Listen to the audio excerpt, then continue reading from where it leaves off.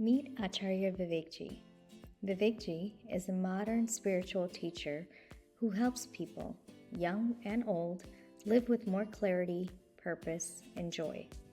After earning a business degree and managing a successful company, Vivekji realized that something was missing.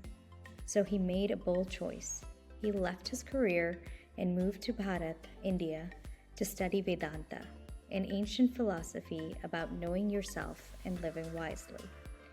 For over 2 years, he trained in a traditional monastery under the guidance of a master teacher, Swami Tejomanandji. That's where he deepened his understanding of how to live a meaningful life. Today, Vivekji shares those teachings in ways that are relatable, engaging, and easy to understand. Vivekji is the spiritual guide of Chinmaya Mission Niagara and has also started centers in London and Cleveland and supported centers in Albany and Pittsburgh.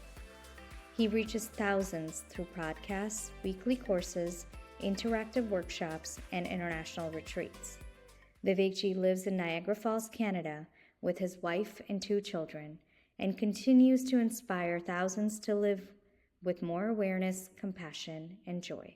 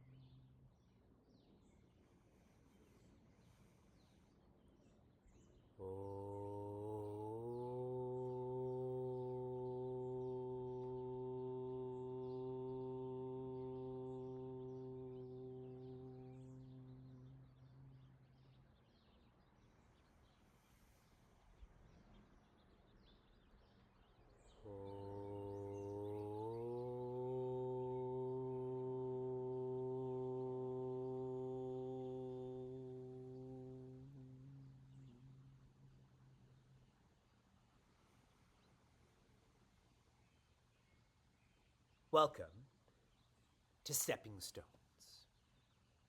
How are all of you? I hope you are well. I'm happy that so many of you have joined me for our commencement, where we've tried to understand why stepping stones is important, so that we know how to move through hard times, so we don't get stuck in hard times. And then lots of you joined me for Mindful Mondays. Our Stepping Stones team has really invested in creating this training, creating this community. And so every day of the week, from Monday to Friday, just like when you're in school, has a certain theme or focus. In Mindful Mondays, I've shared that happiness is not a want. Happiness is a need. You can change your wants. I want to drink root beer. Now I want to drink butter beer. But needs you can change. My body, your body, our bodies need water. We can't change that. Happiness is not physical like that, but it is still the truth that this is our need. And that's why I had shared about the Akshara Abhyasa.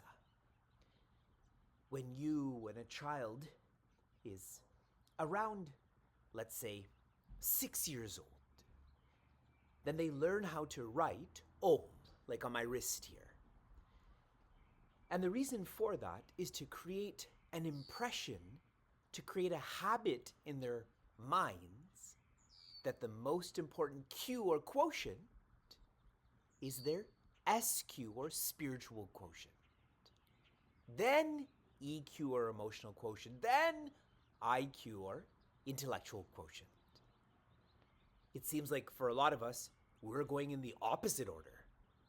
I know that was the case for me. I went through IQ, then EQ, then SQ.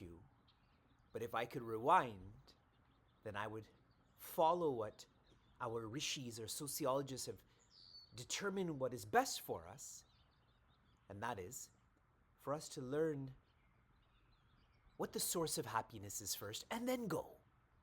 Go to school, join teams, live life. We are now in Thoughtful Tuesday. In Thoughtful Tuesday, I'm going to share with you a story about my time in middle school. My parents, when they moved to Canada, they had to work. They had to work hard and smart to earn money for my sisters and I to eat food and have a bed to sleep in and so on. Knowing how hard they had to work, they couldn't drive us back and forth to school, so they sent us to the closest school to where we lived, and my sisters and I lived above where my parents worked in an apartment, and that school was a Catholic school. That school was so small that after I finished grade 7, it closed down, and then just for one more year of middle school, that is grade 8, I went to a public school. That school is actually not too far from here. Our children may go to the same school. Now, as I think about when I was in middle school, it was a happy time, but when I think about the hard time was I was learning so much about what it meant to do your best. Teachers were sharing that. My aunts and uncles were sharing that. I, at least theoretically, knew that this is how I should be. I should try my best. But it's not that easy.